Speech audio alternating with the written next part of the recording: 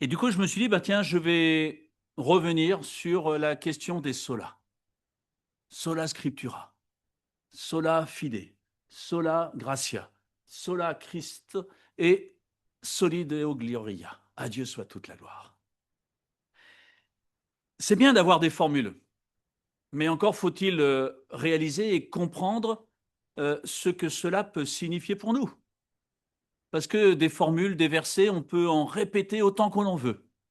Mais suis-je conscient de ce que cela signifie et surtout, particulièrement, qu'est-ce que cela m'apporte dans ma vie de tous les jours? Et je réalisais, dans cette année où on s'arrête sur la notion du combat, que c'était les points sur lesquels, logiquement, le diable aimait nous attaquer. Il y a un peu plus de 500 ans maintenant, la réforme protestante a remis en avant des vérités fondamentales de la foi chrétienne, résumées par ces 5 solas. C'est pour ça qu'ils sont importants pour nous.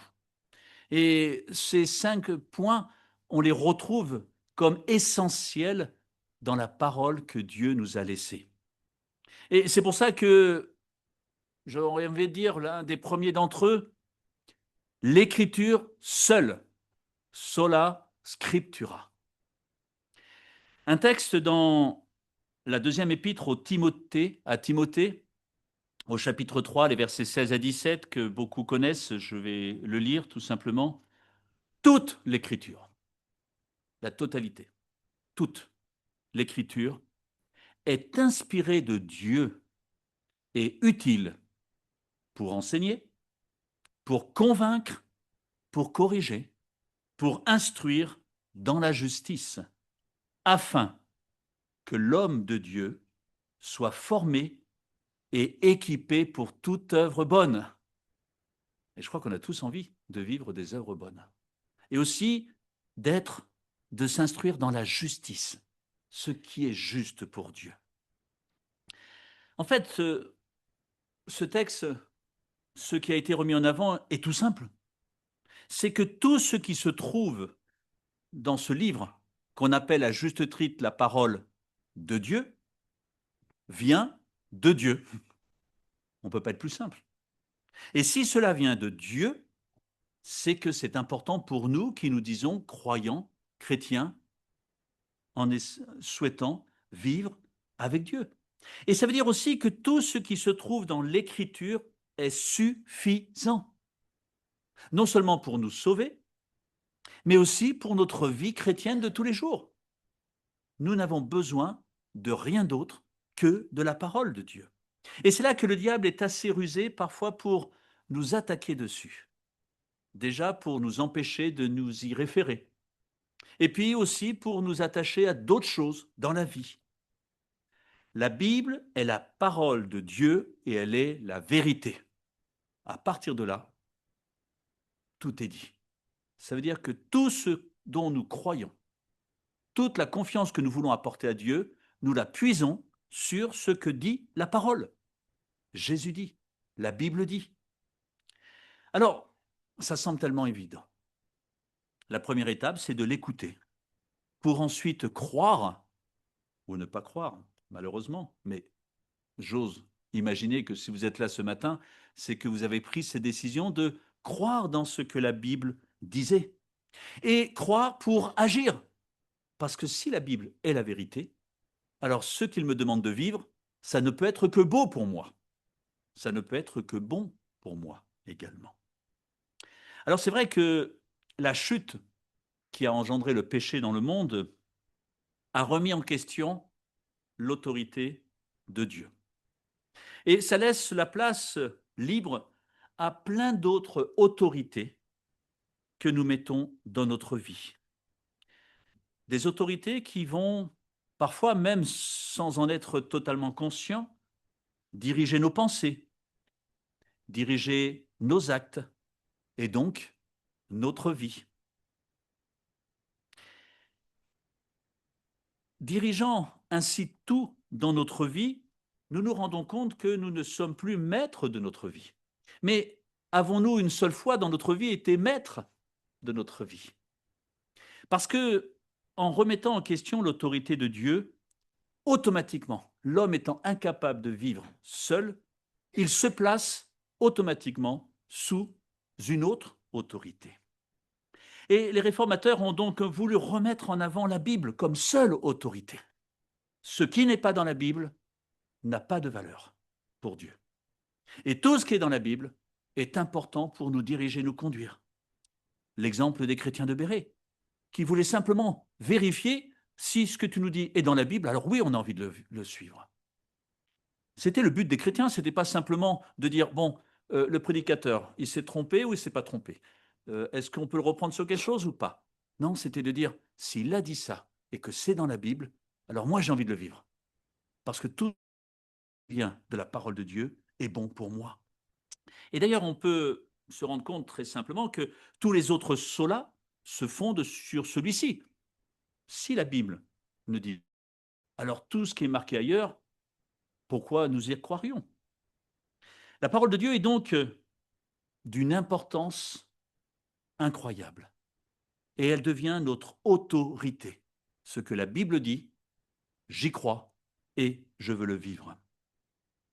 Alors c'est vrai que, comme j'ai dit tout à l'heure, comme à l'époque de la Réforme et comme à toutes les époques, il y a plusieurs sources d'autorité qui peuvent se côtoyer dans notre vie. Une certaine tradition, on a toujours fait comme ça. Des rites, oh, il faut que je fasse ceci, et là je serai un bon chrétien. Des rites qui parfois prennent la place de ce que la parole dit. Regardez le nombre d'exemples que que Jésus a donné ici-bas sur terre, quand il parlait du sabbat, par exemple. Ou parfois même une certaine interprétation de la Bible qui fait que j'ai forgé ma vérité à moi. Alors je mets en avant tel texte, et puis j'enlève tel autre texte, parce que moi, j'ai envie de vivre ceci. On se rend compte que pour que la Bible soit réellement une autorité dans ma vie, il faut que le Saint-Esprit habite en moi. Sinon, je vais faire de la Bible ma religion. Mais si elle est l'autorité de Dieu, alors qui, meilleur que Dieu dans ma vie, par son Saint-Esprit, peut nous conduire à comprendre, à réaliser ce qu'il est en train de nous dire? Et puis, d'autres autorités peuvent prendre effectivement la place, des personnes parfois, des gens que je veux écouter. Oh, j'ai entendu parler de telle personne. Tout ce qu'il dit est beau. Si ça vient de la Bible, oui. Si ça ne vient pas de la Bible, attention. Ça peut être aussi parfois des dépendances, des addictions qui peuvent se greffer dans la vie et au point de prendre une autorité où je me sens esclave. Est-ce que j'ai envie de me soumettre à la meilleure des autorités, l'autorité de Dieu? Et pour cela, il m'a donné la Bible et son esprit pour me conduire. En fait, c'est simple, quoi que ce soit dans ma vie, rien ne doit prendre le dessus sur la parole de Dieu. Ça sous-entend, bien sûr, que si elle est mon autorité, si je la considère comme importante, alors je vis mes référés. Ce serait quand même surprenant que de dire, ce livre, c'est la parole de Dieu. Elle est une autorité. Elle est mon guide. Elle est tout pour moi. À dimanche prochain. Non. Si elle est importante, c'est qu'elle m'accompagne jour après jour. Qu'elle est pour moi importante et que je ne peux que difficilement m'en passer. Ce principe de l'écriture seule est encore d'actualité et sera toujours d'actualité parce qu'elle est la parole de Dieu, seule source d'autorité dans ma vie. Et de ce fait, je veux la méditer pour mettre ma vie en accord avec cette autorité. Pourquoi? Parce que je considère que tout ce qui vient de cette autorité, c'est-à-dire de Dieu, est bon pour moi et n'est en aucun cas une contrainte. Elle est bonne pour moi parce qu'il m'aime, parce qu'il veut m'aider. Elle est la vérité devant tout ce que les hommes pourraient dire. Billy Graham aimait toujours dire dans ses prédications, quand il annonçait l'Évangile, la Bible dit, voilà sur quoi je m'appuie, et sur rien d'autre. Tout ce que nous entendons, tout ce que nous vivons, toutes nos pensées devraient passer au crible de la parole de Dieu. Ta parole est la vérité, nous est-il dit. On comprend qu'à partir de là, elle est notre guide, elle est notre GPS, celui qui nous permet d'être à l'écoute de Dieu, de savoir où aller, que faire. L'Écriture seule. Et soyons reconnaissants dans notre pays d'avoir accès, autant que nous le souhaitons, à la Bible. Dans certains pays, ils aimeraient ne serait-ce avoir que quelques pages et de pouvoir la lire librement. Et nous avons ce privilège et nous n'en profiterions pas. Ce serait dommage. Quand nous méditons la parole de Dieu, Dieu nous parle et il aime nous parler. Sola fide, la foi seule.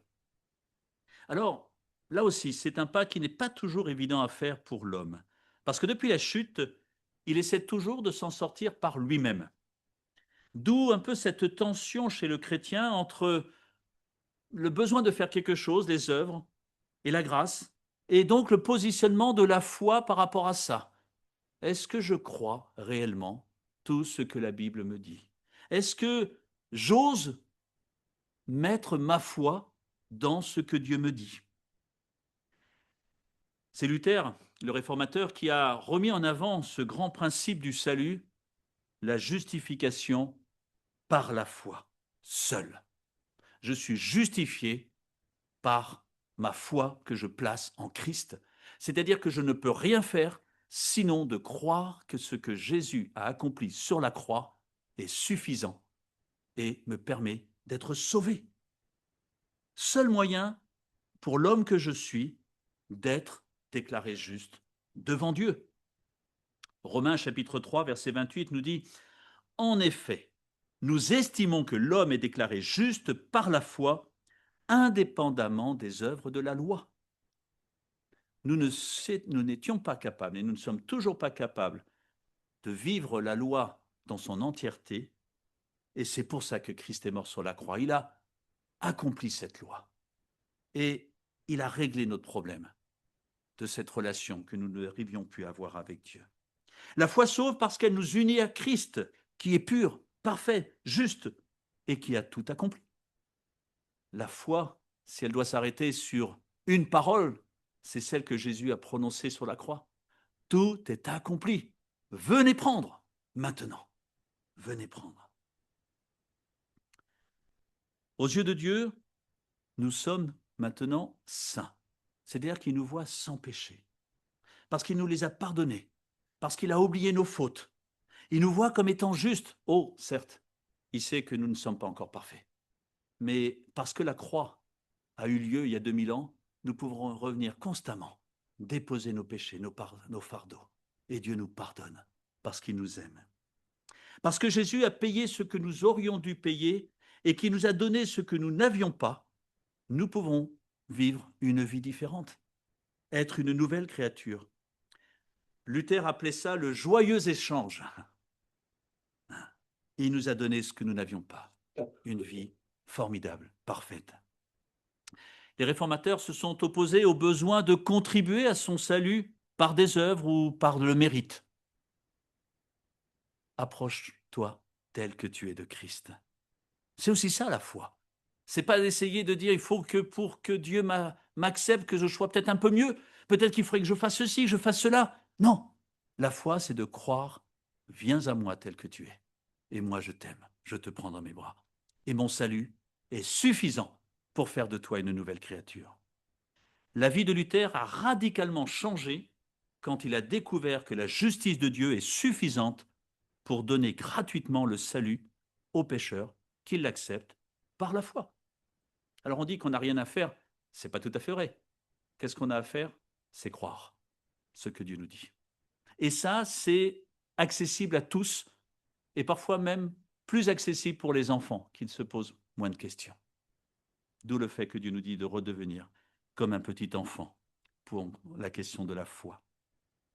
Notre salut dépend uniquement de la main de Dieu tendue vers nous. Cette main qui nous dit « Viens à moi, viens déposer tes fardeaux. Je suis mort sur la croix pour toi. » Je peux ainsi et je veux ainsi vivre ma vie pour ce Dieu qui m'a tant aimé, sachant que je ne suis plus, par la foi, sous le couvert de la condamnation. Et là, comme je l'ai dit tout à l'heure, si le diable aime nous empêcher de nous approcher de la Bible ou de nous faire croire, nous illusionner que c'est pas si grave que ça si je n'ouvre pas ma Bible pendant plusieurs jours. Tu la connais de toute façon. Et puis quand j'ouvre la Bible, Dieu me dit, le diable me dit, ça tu connais, passe au verset suivant. Il est si rusé parfois pour nous enlever ce que Dieu veut nous dire. C'est pour ça que la lecture de la Bible vient aussi avec le fait de prier, Seigneur, parle-moi. Je veux écouter ce que tu me dis. Et là, la notion de la foi, c'est un peu comme si le diable aimait régulièrement nous dire, non mais c'est trop beau, n'imagine quand même pas que tu n'aies rien à faire et que c'est aussi simple pour être sauvé. Ben oui, c'est aussi simple pour être sauvé. Parce que je ne pouvais rien faire d'autre, je ne le méritais pas. Et Dieu a accompli, par Jésus-Christ sur la croix, le moyen de venir à lui. Et cela est lié à cet autre sola, sola gratia, la grâce seule. Et là, le diable continue à nous attaquer parce que nous dit non, mais c'est trop beau. Tu as déjà vu un cadeau comme ça? Tout à l'heure, quand on chantait, on se disait, mais c'est incroyable de réaliser ce que Dieu a fait par amour pour nous alors que nous ne lui avions encore rien demandé et que nous ne l'avions pas mérité.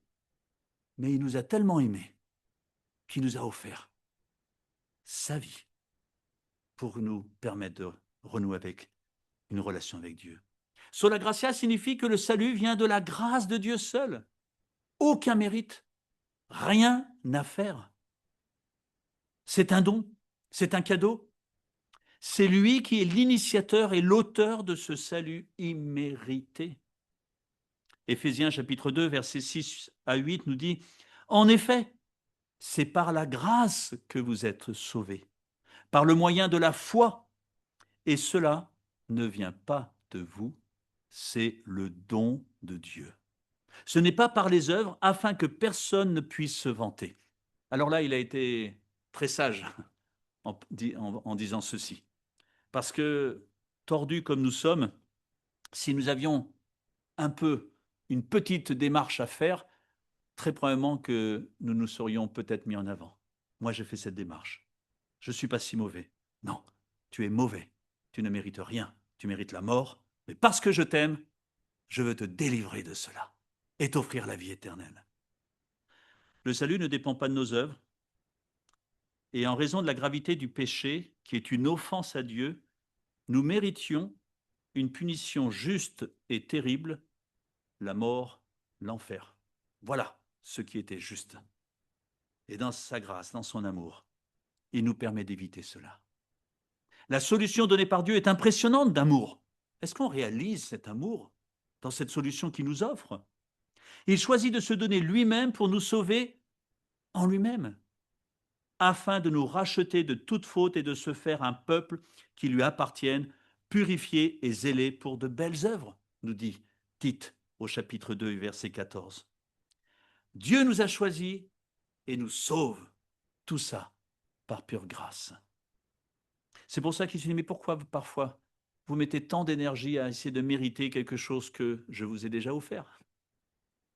Qui, parmi vous, quand il reçoit un cadeau, va ensuite se dire, oh là, il faut que je fasse tout pour mériter ce cadeau? Non, c'est un cadeau.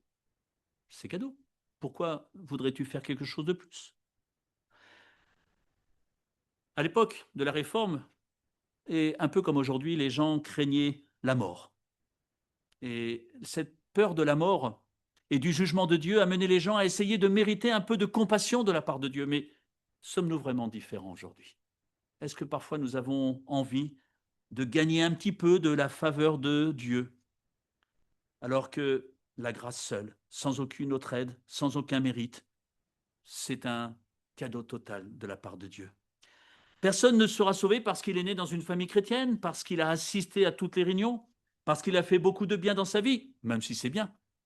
Non, c'est par la grâce de Dieu et par la grâce de Dieu seul que nous sommes sauvés, que nous pouvons nous approcher de lui, que cette semaine nous pourrons venir tous les jours auprès de lui et de dire, Seigneur, quelle reconnaissance de savoir que tu m'as sauvé sur la croix, que je ne le méritais pas, mais que tu me prends de tes bras et que je suis l'héritier du grand roi aujourd'hui.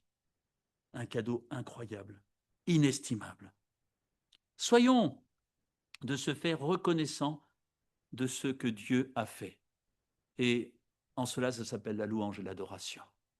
Louons le Seigneur, parce que c'est une manière de reconnaître que tout est pure grâce, que je mérite rien, mais qui me donne tout. On arrive à ce sola évident, solu Christus, Christ seul, bien placé, merci Sophie, à côté de la croix. Et on ne pouvait pas le mettre sur la croix parce qu'il n'est plus sur la croix. Il est ressuscité. Il est auprès du Père, il intercède en notre faveur. Comment accéder à Dieu? Lui qui est un être infini, parfait. Nous qui sommes que des humains. Lui qui est saint, pur et sans tache. Moi qui suis sali par le péché, impur. Christ, notre médiateur, celui qui est mort sur la croix, qui a payé le prix avant de revenir auprès du Père. En effet, il y a un seul Dieu et il y a aussi un seul médiateur entre Dieu et les hommes. Un homme, Jésus-Christ, qui s'est donné lui-même en rançon pour tous. 1 Timothée, chapitre 2, versets 5 et 6. Il nous a réconciliés avec Dieu, le Père, en étant la porte, le chemin d'accès, celui qui a réglé la question du péché qui nous empêchait de nous approcher de lui. Il a tout accompli en cela. En raison de ce que nous venons de voir, il est parfois tentant de chercher malgré tout des intermédiaires que nous aurions choisis pour entrer en contact avec Dieu. Un peu comme s'il y avait peut-être certaines solutions autres qui me permettaient de prendre des raccourcis, ou des personnes qui auraient peut-être plus de facilité à me faire entrer dans une relation avec Dieu.